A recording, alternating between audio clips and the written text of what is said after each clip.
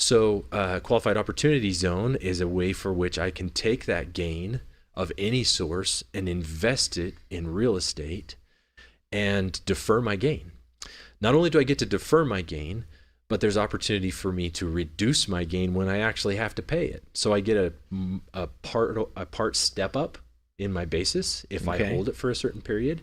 And then not only that, but the third benefit of a qualified opportunity zone is that I can lock in my basis such that I don't have to pay tax on the gain of my future appreciation.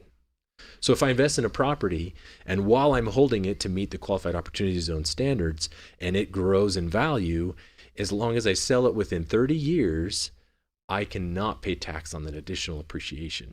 So you're saying that selling any hard asset, or are there a qualified list? It's any gain.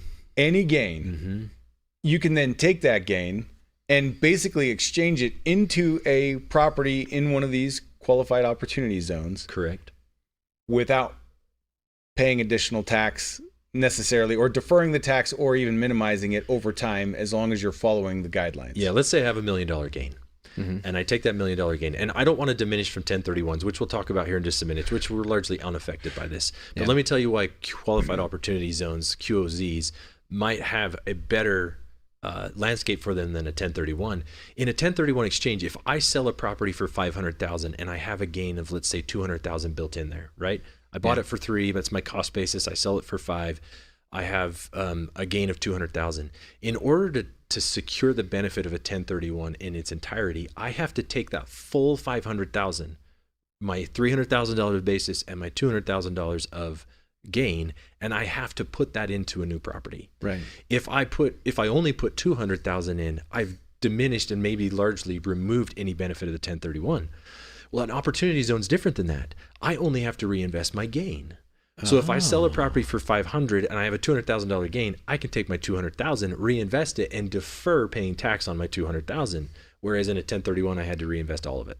So that's one thing that makes QOZs a little cute. But I get to defer my gain for 5 years. Yeah. And I'll say 5 years. I'm pretty confident it's a rolling 5-year period. Defer my gain for 5 years.